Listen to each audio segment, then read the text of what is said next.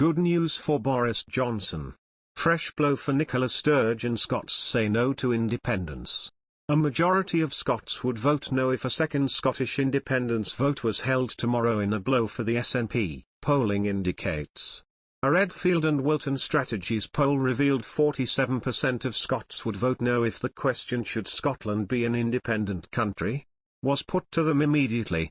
This is compared to 44% who said they would vote yes if there was a referendum, whilst 9% said they were not sure.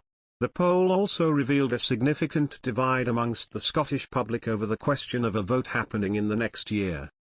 Of those surveyed, 47% said they would oppose a referendum on Scottish independence being held in the next year, with 33% opposing strongly.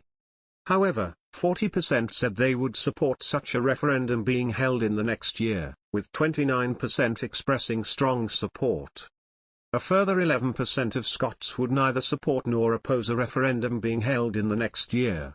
Scottish First Minister Nicola Sturgeon said a vote should take place before the end of 2023 and has stressed constitutional matters would be addressed once the coronavirus pandemic is over. But this week, Ms Sturgeon was accused of breaking her promise to the Scottish people after it was revealed the SNP September conference will be heavily focused on separation, sparking fears a vote could take place much sooner. The draft agenda revealed plans for a new campaign to persuade Scots that breaking up the UK was essential to the country's recovery from coronavirus. The document also states that the First Minister must pull the trigger on her plan for Holyrood to legislate for its own independence vote at the earliest opportunity after the pandemic passes. Pamela Nash, Chief Executive of pro-union campaign group Scotland in Union, said, "This is yet another poll which shows a majority of people in Scotland want to remain part of the UK. Rather than obsess about how to divide communities and put people's livelihoods at risk, the government should remain focused on the many years of recovery ahead." A Scottish Conservative Party spokesperson added, "The majority of Scots want the Scottish Government to focus on COVID recovery and rebuilding our communities. The biggest threat to that is the SNP's obsession with holding another reckless referendum within the recovery phase."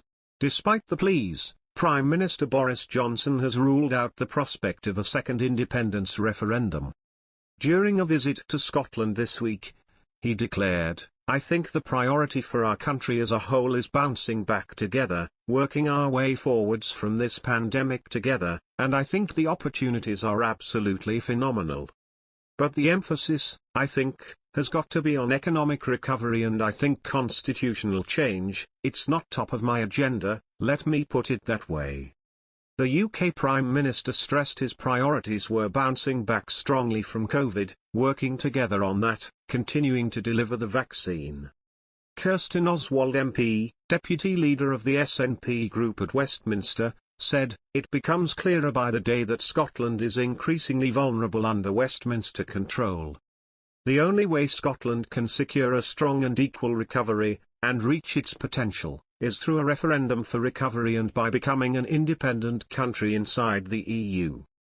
Redfield and Wilton Strategies polled 1,000 Scots between August 4 and 5. Nicola Sturgeon's plan to break up the United Kingdom was dealt a fresh blow today after a poll found a majority of Scots want her to ditch her plans for another referendum. A Survation survey found that 60% think the SNP should abandon its push for an Indy Ref 2.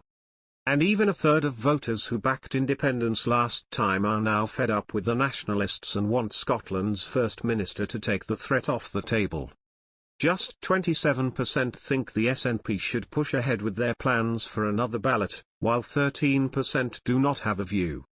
The SNP's new Westminster leader, Ian Blackford, today indicated the party will shift its focus from demanding an independence vote to trying to shape Brexit, and keep Scotland in the single market.